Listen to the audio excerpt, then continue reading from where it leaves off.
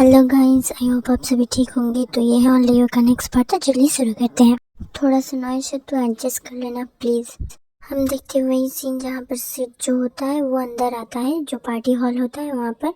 वो अपने बेटे के साथ भी आया था और जो अयन्ना थी उसको भी साथ लेकर आया था। हम देखते हैं दूसरी तरफ का सीन जहाँ पर सिड जो होता है वो बैठ जाता है एक चेयर में और सगुन वहीं पर थी। वो पानी लेके देती है उसे। सगुन सिड से पूछती है, क्या बात है, तुमने मिसेस सिंघानिया को हक क्यों किया था? सिड बोलता है, मैं पागल हो जाऊंगा, मुझे कुछ भी नहीं समझ में आ रहा। वो मिसेस सिंघानिया कैसे हो सकती है, मिस्टर आयुष के बहन कैसे हो सकती है? वो तो आयुष ही है ना। ये सुनकर सगुन बहुत शॉक हो जाती है और वो बोलती है, आयुषी तुम्हें कुछ गलतफहमी हो रही है। वो ऐश्वर्या सिंघानिया है, मिस्टर सिंघानिया की वाइफ, जो अभिमन्यु सिंघानिया है उनकी वाइफ, और उनका एक 17 ईयर का सन भी है। और जैसे तुमने कहा था आयुषी की एक 17 ईयर का सन नहीं हो सकता ना, और मैंने ही उनका डिलीवरी करवाया था मेरे इंटर्नशिप के समय। डिविन वैश्वर्या जो है उनका साथ अभिमन्यु चाइल्डहुड फ्रेंड्स है वो दोनों। तब से वो एक दूसरे को डेट कर रहे जब 18 की थे मैं भी। तो वो तुम्हारी एक्स गर्लफ्रेंड ऐसी हो ही नहीं सकती। फिर बोलती है, एक सेकेंड आयुषी राइट, तुम्हारी एक्स गर्लफ्रेंड का नाम आयुषी सेन है राइट? सिड बोलता है, हाँ। तुम्हें नहीं पता है क्या?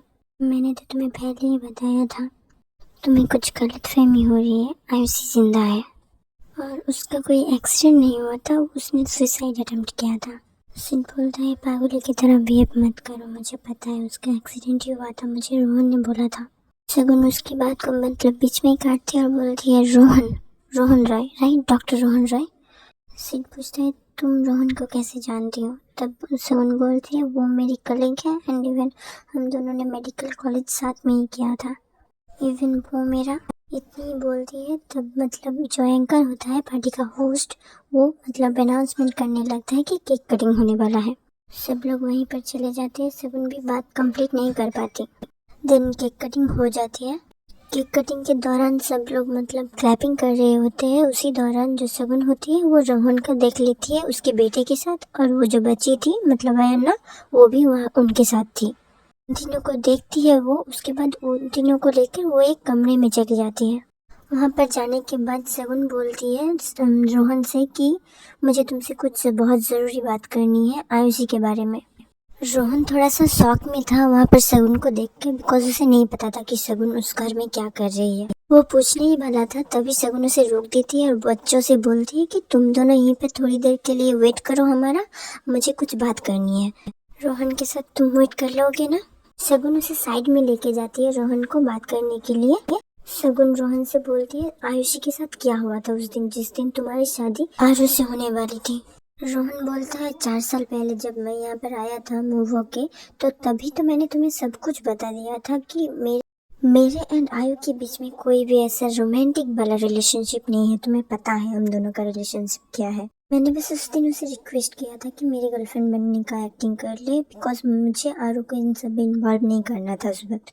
आई एम सॉरी, मैंने तुम्हें झूठ बोला था। तब सगुन थोड़ा परेशान होते हुए बोलती है कि मुझे वो सब नहीं जानना, मुझे ये बोलो कि उस दिन आयुषी के साथ क्या हुआ था जिस दिन उसका एक्सीडेंट हुआ था। तब रोहन बोलने लगता है, उस दिन जब मैं सुबह नींद से उठा तो फ्रेश होके जब मैं गया नीचे, तब मॉम ने मुझे बोला कि आयु को बुला दे, तो उनको सुबह से नहीं मिल रही थी वो।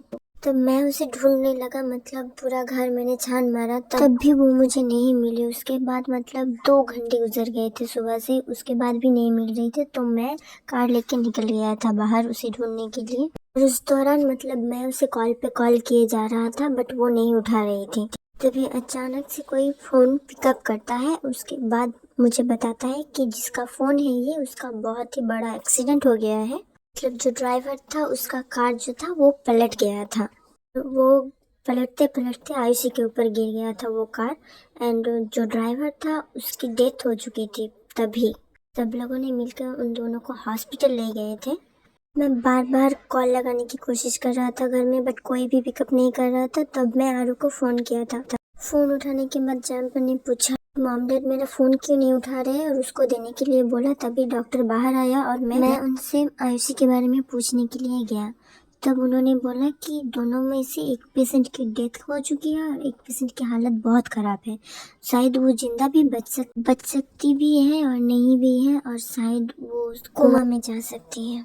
ये सब जो है फ्लैशबैक में दिखाया जा रहा था। अभी जो शगुन और रोहन का सीन है, रोहन बोलता है और तब से लेकर अब तक वो अभी तक कोमा में ही है। एंड कुछ दिनों बाद डॉक्टर ने उसके सारे रिपोर्ट स्कैन किए, मतलब सारे रिपोर्ट्स बनवाए। उसके बाद हमें पता चला था कि उसके साथ रेप हुआ था, दैट्स वाई सुसाइड करना चाहती थी और वो जानबूझ के गाड़ी के आगे चली गई थी।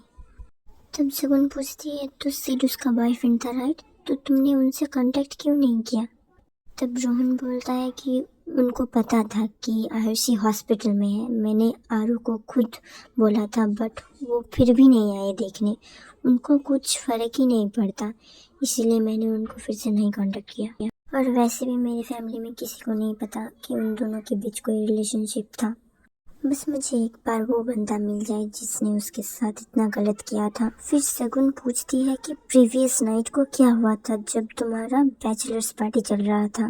तब रोहन बोलता है ज़्यादा कुछ तो नहीं हुआ था, नई चीज़ ये थी कि उस दिन सिडनी ड्रिंक करी हुई थी बिकॉज उसके साथ आयुषी का कोई झगड़ा हो गया था। इसी वजह से आयुषी ने मुझे बोला था कि उसको जेलस करना है, इसी वजह से मैंने भी उसे हेल्प किया था।